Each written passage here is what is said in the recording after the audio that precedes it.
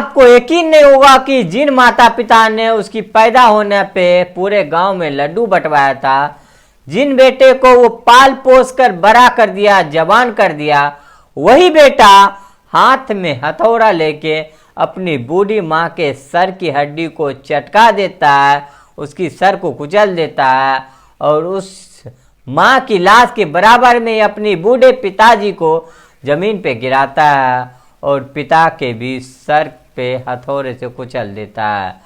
उन्होंने अपने माँ और पिता दोनों को हत्या कर दिया और हत्या करने के बाद जब खुलासा होता है उसने किस वजह से हत्या की, तो ये जान के ढेर सारे जो लड़के हैं जो आगे चल के माता पिता बनेंगे और जो बूढ़े माता पिता हैं उन सबको शिक्षा मिलेगी कि ये घटना किसी के साथ भी हो सकती है और इससे कैसे बचा जा सकता है।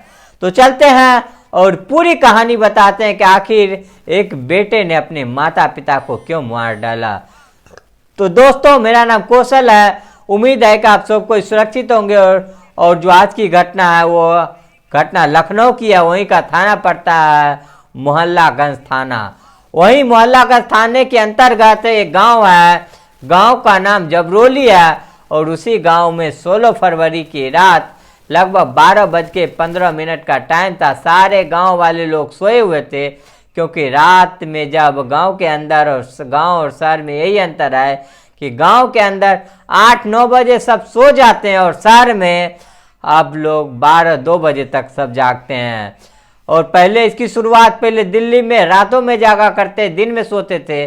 अब हर शहर का यही हाल हो गया और वैसा ही उस गांव के अंदर था और गांव के अंदर लोग सोए हुए थे। लेकिन अचानक से 12 बज के जैसे ही 20 मिनट होते हैं, एक घर से चीखने पुकारने की आवाज़ आने लगती है और चीख पुकार की आवाज़ निकल के जो आसपास के पड़ोसी थे उसके आँख खुलते हैं और जब पड़ोसी बाहर निकलते तो देखते हैं कि जो जगदीश वर्मा है उनके दरवाजे पे उनका बेटा खड़ा है, छोटा बेटा देवदत्त। वो मदद की गुहार लगाता है। उसके हाथ में उसके जो पिता, उसके जो जगदीश वर्मा पूरे हाथ में खून से लथपथ हैं। अगल बगल वाले दौड़ते हैं, वो सब सोचते हैं कि जगदीश वर्मा गिर गए होंगे, इसी वजह था जो है खून से तरबतर है। और जब गांव वाले दरवाजे पे पहुंचते हैं तो देखते हैं कि जगदीश वर्मा के पीछे ही उसकी पत्नी खून से तरबतर पड़े हुए हैं और उसकी बेटा वो उठाने की कोशिश कर रहे हैं, उसकी बहू उठाने की कोशिश कर रहे हैं, जो है वो रो रहे हैं और उसको गांव वाले तुरंत ही उस दोनों को उठा के अस्पताल ले जाते हैं। दोनों की सांसें चल नहीं रही थी, लेकिन एक उम्मीद पे जब अस्पताल लेके पहुंचते हैं, डॉक्टर देखते हैं, फौरन डॉक्टर बोल देते हैं कि इन दोनों की तो मौत हो चुकी है। और जो हालत थी जगदीश वर्मा की ये थी कि पूरा सर ऐसा लग रहा था कि किसी ने कुचला है।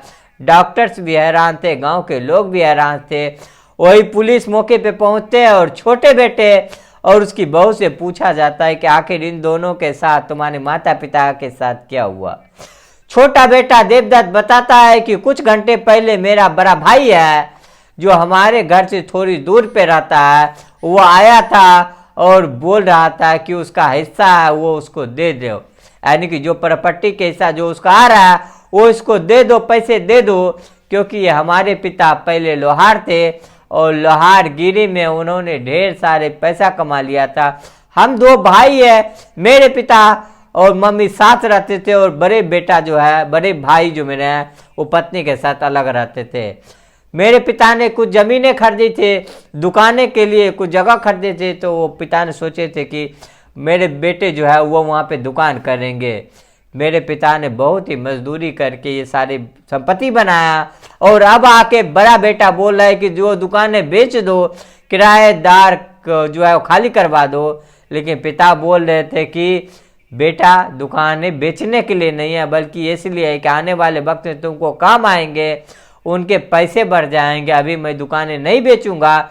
और इसी बात को लेके जो मेरा भाई है जिसका नाम लाला है वो पिताजी से लड़ाई झगड़ा कर रहा था। कुछ दिन पहले भी लड़ाई झगड़ा हुआ था लेकिन शांत हो गया था।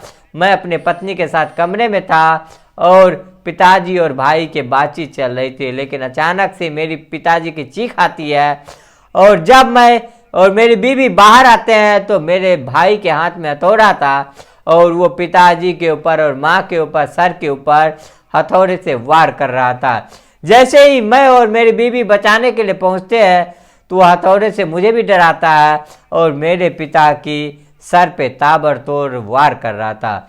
मेरे माँ जिसकी उम्र 76 साल है, पिता जिसकी उम्र 68 साल, उनके ऊपर वो ताबड़तोड़ हमला कर रहा था। माता पिता तड़प रहे थे, उसके ऊपर हाथ जोड़ रहे थे, लेकिन वो रुक नहीं रहा था और हमारी हिम्मत नहीं हो रही थी कि हम उसको रोक सके, क्योंकि वो हट्टा कट्टा है, तंदुरुस्त है और वो जब तक वार करता है, जब तक कि वो दोनों पूरी थम नहीं जाता, उसको जब तक लगता नहीं कि दोनों मर नहीं गया, तब तक वो चलाता है और फिर भाग जाता है।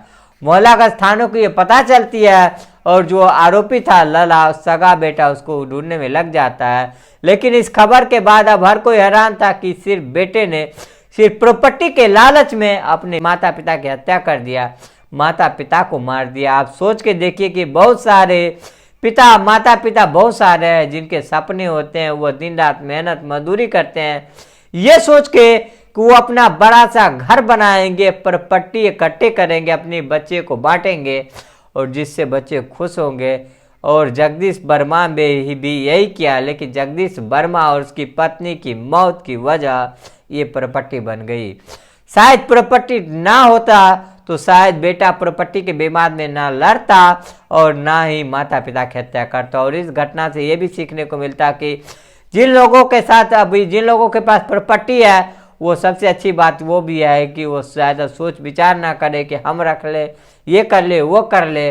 वो प्रॉपर्टी फॉर जिसके हिस्से में जो आती है वो बांट दे, किसी भी बेटे को ना ख्वास समझे और ना किसी बेटे को दुश्मन समझे, सारे बेटे को बराबर से बांटे। अगर आप थोड़ा ऊपर नीचे करते हैं कि मेरा वो बेटा अच्छा है, मेरा वो बेटा बुरा है, तो ये गलत हो जाएगा। आप इस घटना पे क्या कहना चाहेंगे? जो भी है अपनी राय कमेंट बॉक्स में जरूर बताएगा। तो इस वीडियो में इतना ही, मिलते हैं नेक्स्ट वीडियो में, तब तक के लिए जय हिंद, जय भारत।